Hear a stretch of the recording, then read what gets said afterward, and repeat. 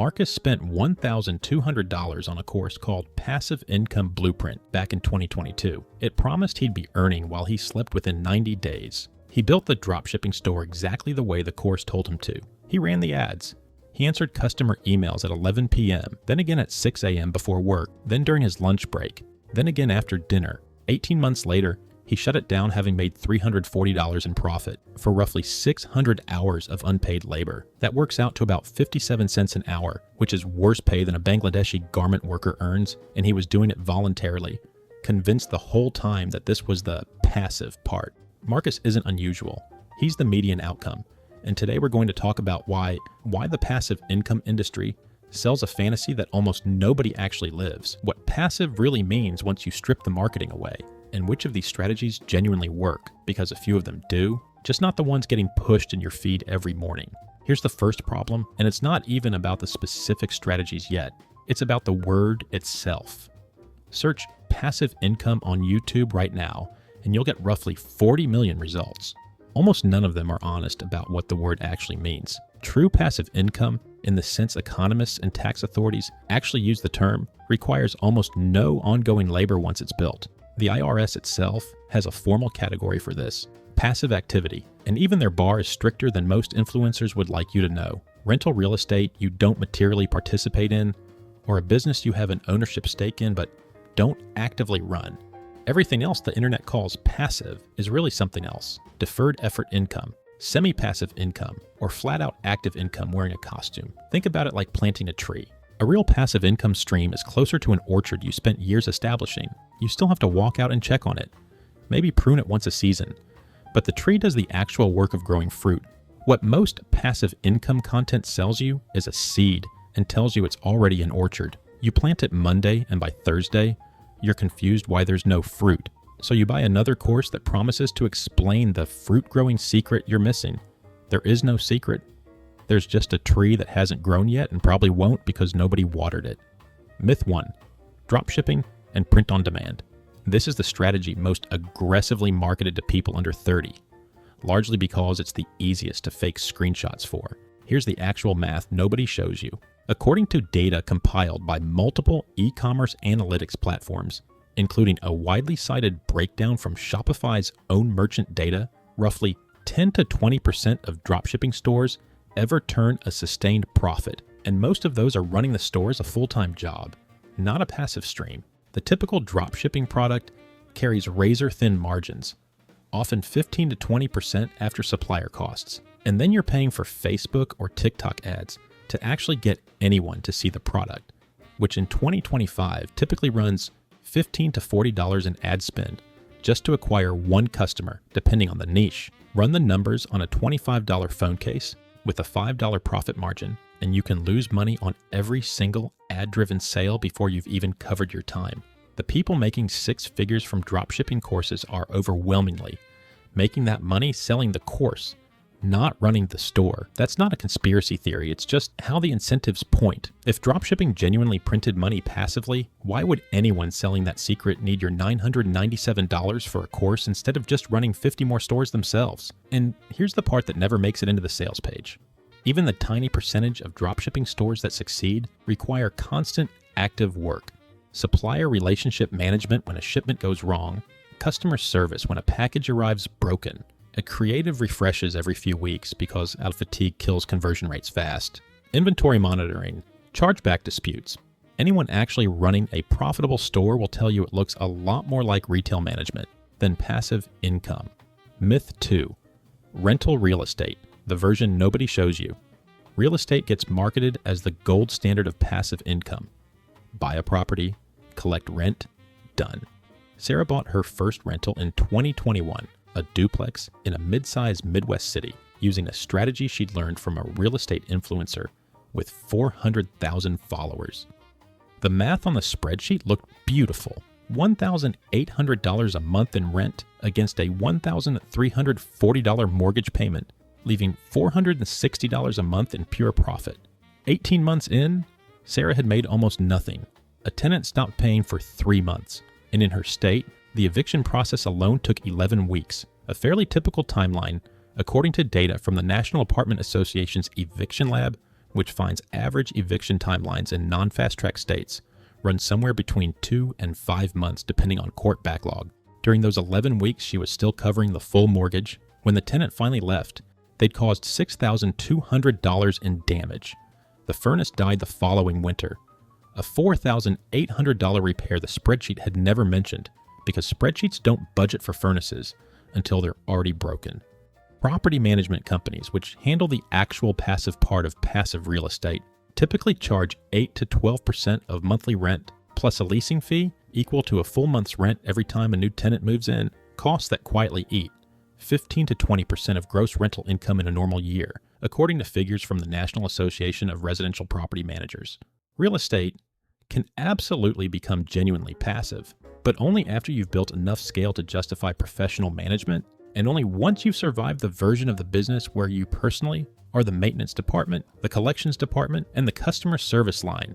That takes years and real capital, not a $200 down payment strategy from a TikTok video. Myth 3. Blogging, YouTube, and content income.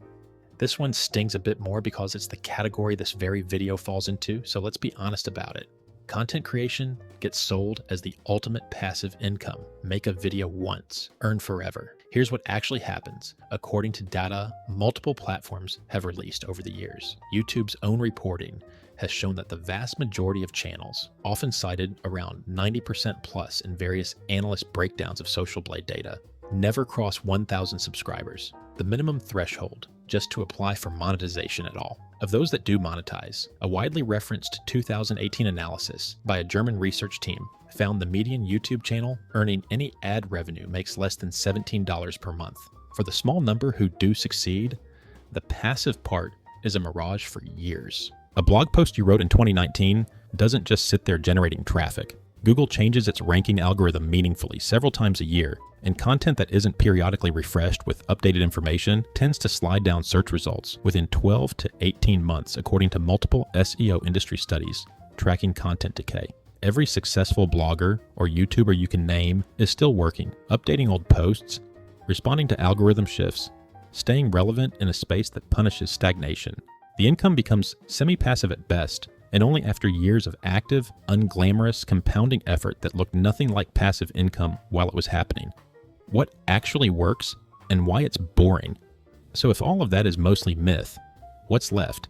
A few things, and they share one quality that makes them deeply unmarketable. They're boring, they're slow, and nobody can sell you a $997 course promising to make them exciting, because there's no secret to reveal. Dividend and index fund investing is probably the closest thing to genuinely passive income that exists. Own shares in a broad market index fund, and companies distribute a portion of profits to you as dividends, historically averaging around 1.3 to 1.5% annually for the S&P 500 in recent years. Modest on its own, but combined with price appreciation, the total return has historically averaged closer to 10% annually before inflation over long periods. The catch is the one nobody wants to hear. This requires capital up front, and meaningful income requires a meaningful amount of capital. To generate just $12,000 a year in dividends at a 1.4% yield, you'd need roughly $857,000 invested. This isn't a get-rich-quick path. It's a get-rich-slow path, built from years of consistently investing a portion of active income into the market and letting compound growth do the actual work. High-yield savings and CDs are truly passive but modest, currently paying around 4 to 4.5% at competitive online banks according to recent FDIC-tracked rates, which barely outpaces inflation in most years. This is capital preservation with light passive gains, not a wealth-building strategy on its own. Licensing existing intellectual property, royalties on a patent, a song, a book you already wrote, is genuinely passive once created. But the once created part usually represents years of specialized, often uncompensated work before the passive phase even begins. Musicians spend a median of roughly a decade before their catalog produces meaningful royalty income, according to various music industry royalty studies. Peer-to-peer lending and bond ladders can be genuinely hands-off after setup, though returns typically run modest, often in the 4 to 7% range, and carry real default risk that many marketing materials underplay. Notice the pattern across every single one of these. They all require substantial capital, extensive expertise, or years of upfront active work before anything resembling passive kicks in. There is no strategy that converts small amounts of money or a few weekend hours into meaningful passive income quickly. If that existed, hedge funds with unlimited capital and teams of PhDs would already be doing it at scale, and they're not, because it doesn't exist. Why the myth persists? Anyway, here's the uncomfortable question worth sitting with. If 90% of passive income strategies genuinely don't work the way they're advertised, why does the industry around them keep growing? A few honest reasons. First, survivorship bias runs the entire show. You see the one dropshipper who made $50,000 a month because they post about it constantly. You never see the thousands who lost money and quietly deleted their store because failure doesn't generate content. Second, the actual product being sold usually isn't the income strategy. It's the course, the coaching call, the affiliate link. Marcus's $1,200 course generated real, guaranteed, actually passive income for the person who sold it to him. Third, genuine financial success through investing takes years and produces no exciting screenshots along the way, which makes for a terrible thumbnail compared to a fake bank balance and a rented Lamborghini. Running the real math on your own situation. If you're weighing an actual opportunity right now, here's a simple filter that cuts through most of the marketing noise. Ask 3 questions. First, what's the real hourly rate? Once you honestly count every hour of setup, maintenance, troubleshooting, and customer service, not just the hours the course tells you to expect.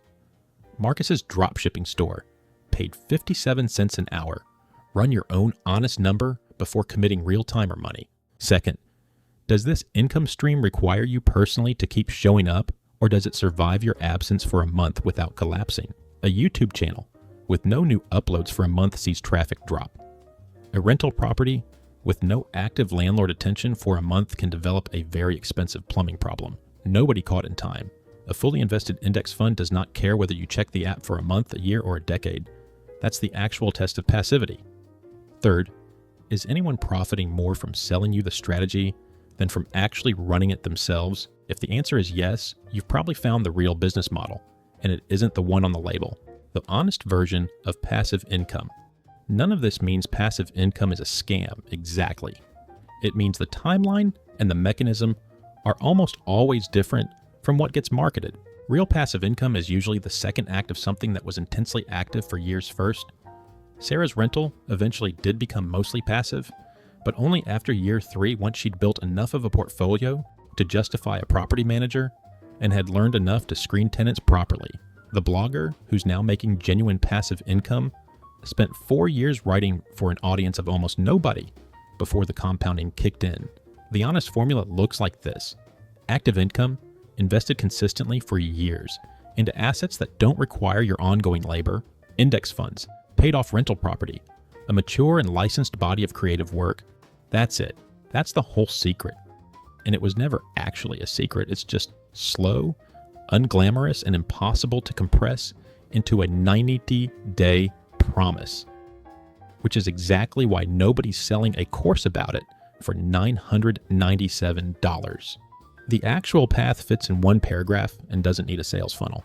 Marcus, by the way, eventually did build something that worked, not the dropshipping store, but a boring automated monthly transfer into a total market index fund that he set up right after shutting the store down and hasn't touched in 3 years. It's not exciting.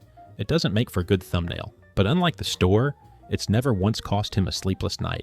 And it's the only passive income he's ever had that actually deserved the word.